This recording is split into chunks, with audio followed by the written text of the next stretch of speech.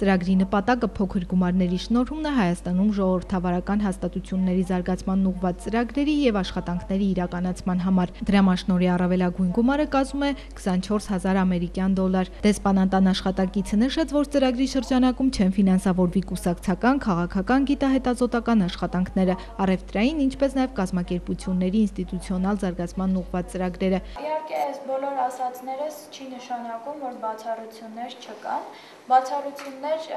հնարավոր են եւ սովորաբար լինում են։ Օրինակ բերեմ, ասացի, որ չենք ֆինանսավորում գիտահետազոտական աշխատանքներ,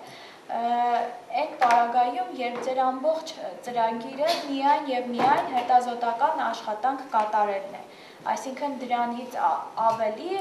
ուրիշ ոչինչ չեք անելու մեզ դիմաց ծրագրով։ Այդ դեպքում միանշանակ մերժում կստանաք, որտեղ մենք նման ծրագրեր չենք ֆինանսավորում։ Բայց եթե ձեր ներկայացրած ծրագիրը, որը համապատասխանում է եւ գտնվում է մեր առաջ քաշած նպատակների ու առաջնայնությունների շրջանակում, այդ ծրագրի իրականացման եւ վերջնական արդյունքների ձեռքբերման համար անհրաժեշտ է որոշակի դաշտային հետազոտական աշխատանք իրականացնելը, այսինքն այդ աշխատանքը ըստ էության կազմում է ձեր ծրագրի ընդամենը մի կոմպոնենտը, մի մասը, որի վրա հետո հիմնվելու է ծրագրի իրականացումը, այս դեպքում արդեն դա թույլատրելի է ու դա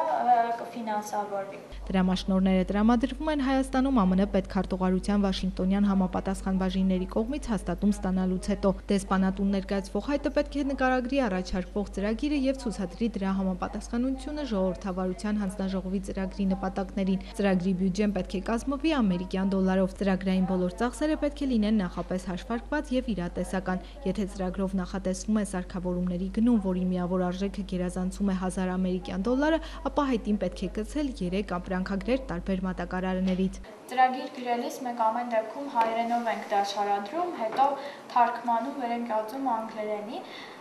բայց փորձեք ինչքան հնարավոր է պարզ գրել, հայերենում մեր վարձ տորադասական նախադասություններից ձերբազատվել, որպեսզի հետագայում անգլերեն թարգմանիչն էլ կարողանա ձեր պարզ նախադասությունները ավելի հասկանալի անգլերենով մատուցել։ Ըստ այս դրամաշնորհային ծրագրի աշխատավարձային ծախսերը չպետք է գերազանցեն ծրագրի բյուջեի 20%-ը։ Հասարակական կազմակերպություններից եւ լրատվամիջոցներից հայտերը կընդունվեն մինչեւ հունվարի 20-ը։ Հայտերի դիտարկումից հետո բոլոր դիմողները կտեղեկանան ժողովրդավարության հանձնաժողովի որոշման վերաբերյալ։ Հայտի ձևը տեղադրված է նաեւ ԱՄՆ դեսպանատան պաշտոնական կայքի հայտարարությունների բաժնում։ Մերի Գոլոլյան, Գևորգ Քոչինյան, լուրեր։